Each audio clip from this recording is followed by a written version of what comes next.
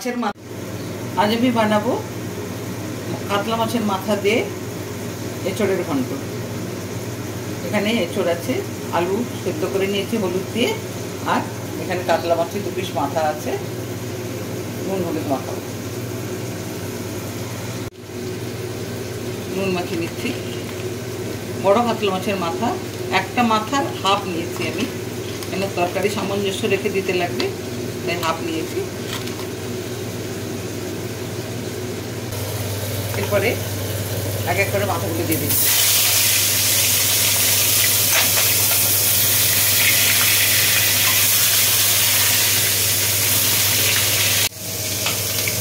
মাথাটা উঠে নেবো, আবার ঢাকা দিয়ে দেবো। তুলে নিচ্ছে, আমি ভাজা হয়ে গেছে।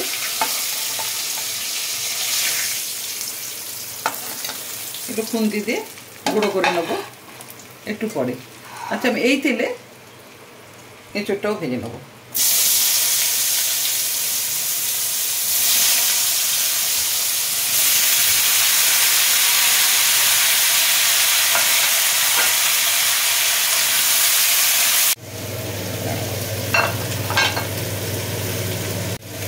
এঁচড় ভাজা তো হয়ে গেছে, এবার আমি নামিয়ে নেব।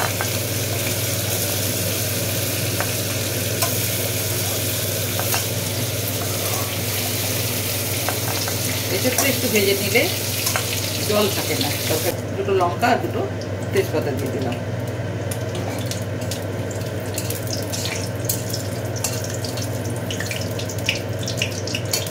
আর দিচ্ছি একটু গোটা জিরে ফোড়ন।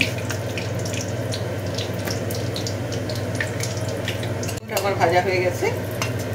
এরপরে একটু হলুদ গুঁড়ো দিয়ে দেবো, যাতে মশলাগুলো না ফাটে এবং বাইরে বেরিয়ে আসে। প্রথমে দিয়ে দিচ্ছি আমি পেঁয়াজ বাটা।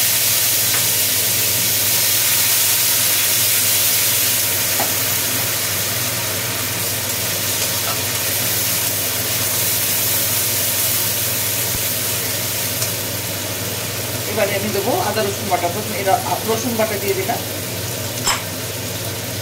আদা বাটাও দিয়ে দিলাম।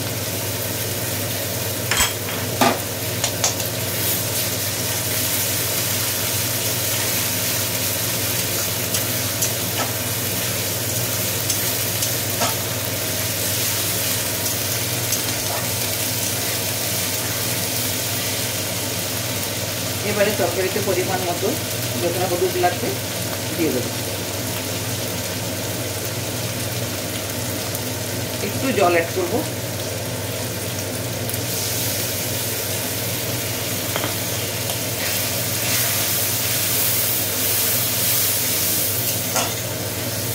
এঁচড়ের বিভিন্ন রকম আইটেম হয়, ডাল দিয়ে হয়, মুগ ডাল দিয়ে হয়, ছোলার ডাল দিয়ে হয়, এঁচড়ের কোপ্তা হয়। আমি একদিন এঁচড় কোপ্তা বানিয়ে আমি তাদেরকে দেখাবো।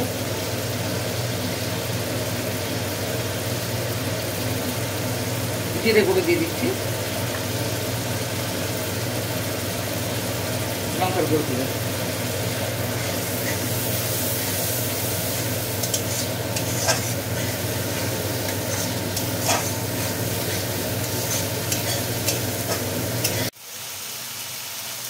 নুন দিয়ে দিচ্ছি পরিমাণ মতো।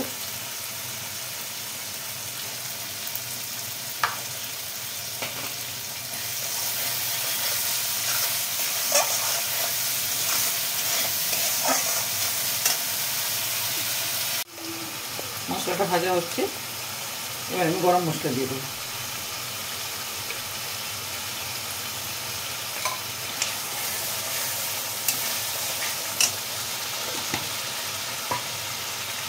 এরপরে আমি দেবো মাছের ভাজা মাথাগুলো।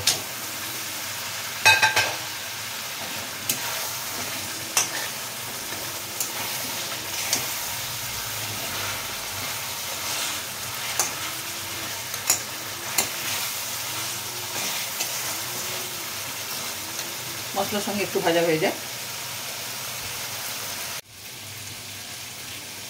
সাদানোর জন্য অল্প চিনি দিলাম।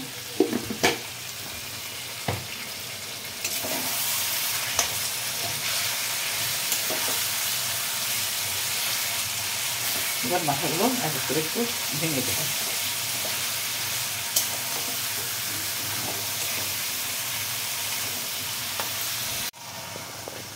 মাথাগুলো পুরো কষে দিয়েছি। আমি একটু জল দিয়েছিলাম, এরপরে আমি ভেঙে দিয়েছি মাথাগুলো। এরপরে আমি ভাজা এঁচোড়টা দিয়ে দিচ্ছি।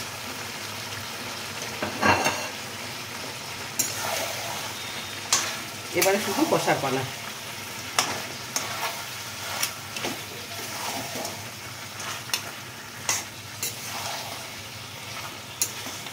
এই কষতে কষতে হয়ে যাবে, আমি আর জল দেবো না। মাংস যেরকম করে আমি ঢাকা দিয়ে দেবো, ভাপে একবারে হয়ে যাবে।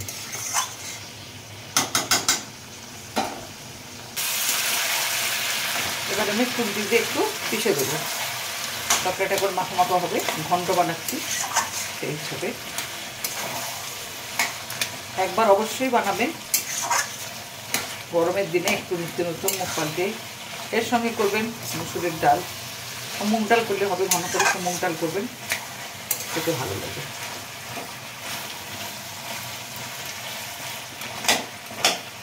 মাথাটা এত বড়,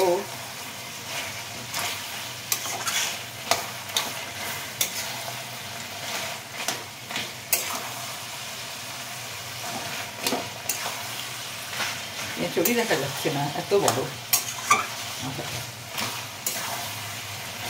যাই হোক,